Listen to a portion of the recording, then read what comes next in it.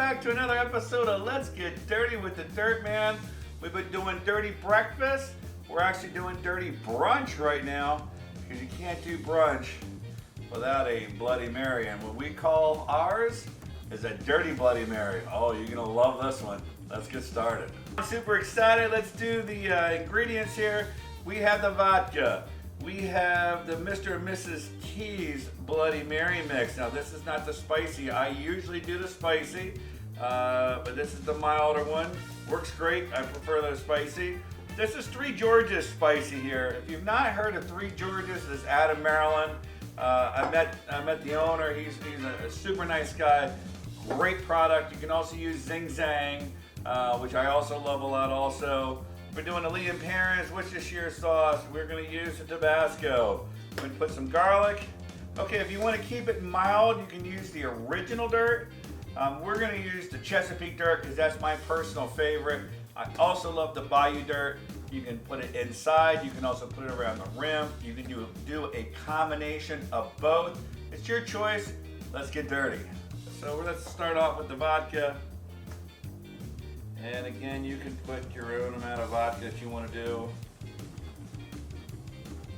That's good to get started.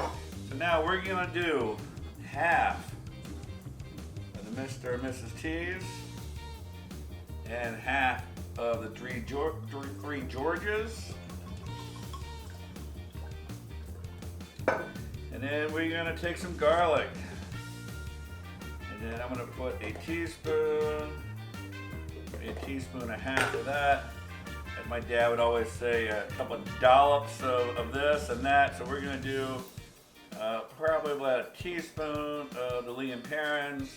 Depending upon how hot you like it, you can just put a couple dashes, a teaspoon or so. I like it hot. Chesapeake dirt, Maryland style. Absolutely love it. So we are going to probably do about 2 tablespoons.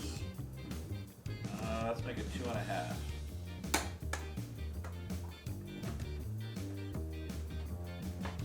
And then we're going to mix that all up.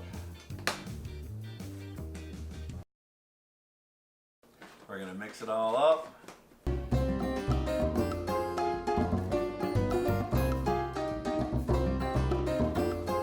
Woo! Okay, now we're going to pour this in. So what I did was I put the Bayou DIRT around the rim on here.